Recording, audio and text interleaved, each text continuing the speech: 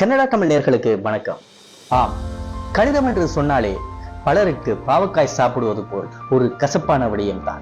ஆனால் அந்த கணிதத்தையும் விருப்பத்துடன் படித்து தேசிய மட்டத்தில் மட்டுமல்ல சர்வதேச ரீதியிலேயே தங்கப்பதக்கத்தினை வென்று தி ஈகீச ஸ்ரீ கோணேஸ்வரா இந்து கல்லூரிக்கும் திருகோணமலை மண்ணிற்கும் பெருமை சேர்த்த தி ஈகீச ஸ்ரீ கோணேஸ்வரா இந்து கல்லூரியின் மாணவனை பற்றிய நேர்காணல் தான் இன்றைய ஆவணம் நிகழ்ச்சி உங்களுக்கு தர காத்திருக்கின்றது. வாருங்கள், நிகழ்ச்சிக்குள் செல்லலாம்.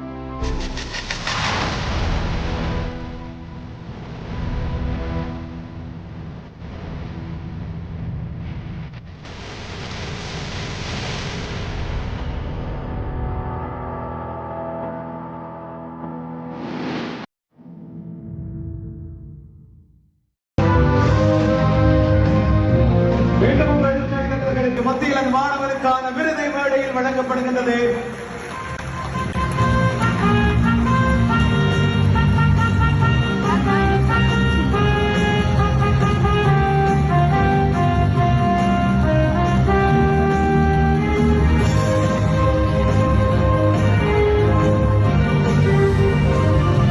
ஆம், கணிதத்தினை விரும்பி கேட்கும் மாணவர்கள் எல்லோருடைய கனவும் ஒன்றிதான், ஒலிம்பியாட்டில் தாங்களும் தங்களுக்கென ஓர் தங்கத்தினை சுவீகரிக்க வேண்டும் என்பது.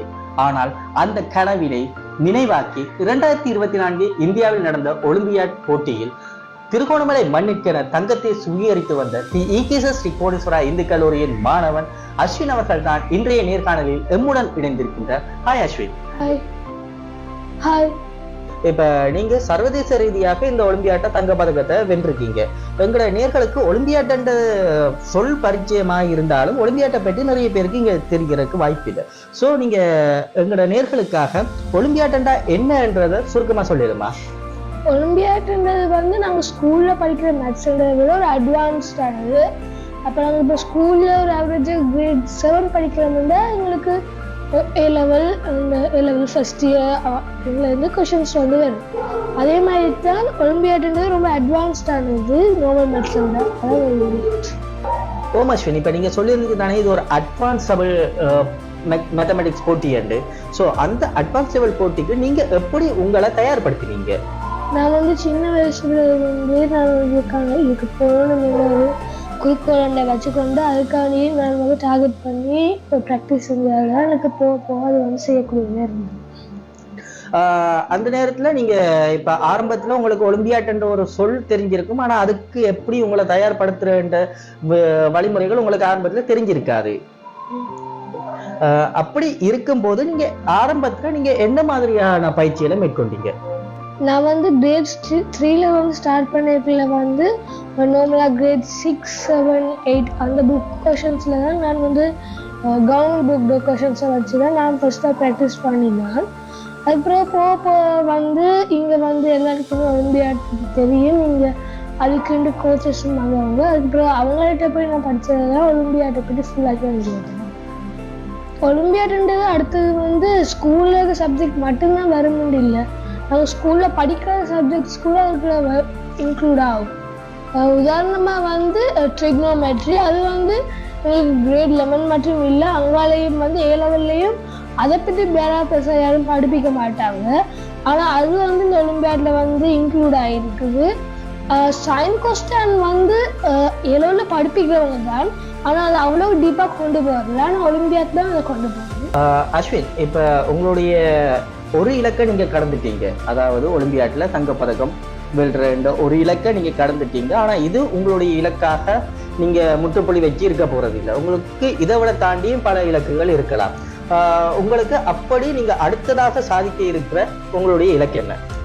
எனக்கு வந்து ஐஎம்ஓல வந்து பார்ட்டிசிபேட் பண்ணணும் வந்து ஒரு கண்ணால் ஒரு அம்பிஷன் வந்து சொல்லலாம். அதுக்கு நான் இப்போ ரெடி ஆகிக்கொண்டிருக்கேன். அதே மாதிரி நான் வந்து யூகேல வந்து ஒரு டாப் யூனிவர்சிட்டிக்கு வந்து கேம்பிரிட்ஜா சரி, ஆக்ஸ்ஃபோர்டா சரி, இம்பீரியலாக இருந்தாலும் சரி, ஏதாவது ஒரு பெரிய யூனிவர்சிட்டிக்கு வந்து ஃபியூச்சரில் எடுப்பாட்டு போய் அங்கே படித்து அங்கே என்ஜினியரிங்கில் ஒரு குட் ஸ்டடீஸ் வந்து செய்யணும்.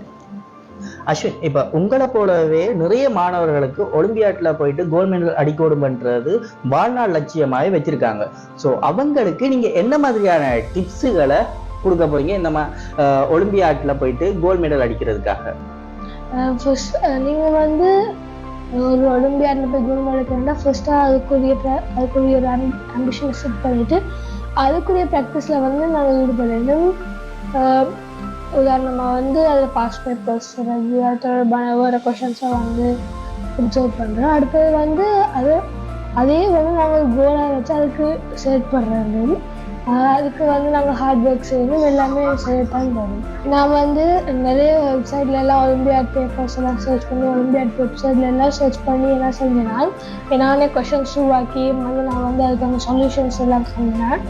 அதோட வந்து நீங்கள் வந்து மேட்சை வந்து பிடிக்காதது இல்லாமல் பிடிச்சி அதை விரும்பி படிக்கல வந்து உங்களுக்கு எதுவும் சாத்தியமாகும்.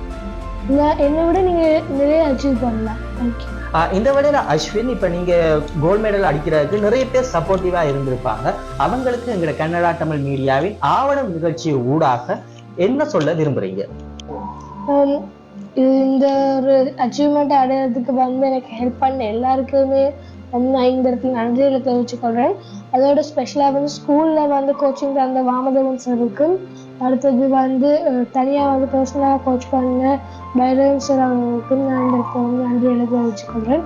அதோடு இந்த பங்களிப்புக்கு வந்து உதவி செஞ்ச பெற்றோர்கள், குடும்பத்தினர் அனைவருக்கும் இந்த இடத்துல நன்றியை தெரிவிச்சுக்கொள்கிறேன். எமது ஆவண நிகழ்ச்சியானது கலை, கலாச்சாரம், சமயம், அரசியல், நேர்காணல் என்று ஒவ்வொரு புத்தம் புதிய நிகழ்ச்சிகளை உங்களுக்கு தொகுத்து வழங்கி கொண்டிருக்கின்றது. அந்த வகையில் இன்றைய தினமும் ஒலிம்பியாட்டில் தங்கப்பதக்கம் வென்று திருகோணமலை மண்ணை பெருமைப்படுத்திய இந்துவின் மைந்தன் அஸ்வின் அவர்களுடனான நேர்காணலை பார்த்திருந்தோம். மீண்டும் மற்றொரு ஆவண நிகழ்ச்சியில் உங்களை சந்திக்கும் வரை உங்களிடமிருந்து விடைபெற்று செல்லும் நான் விஜே சில்வா.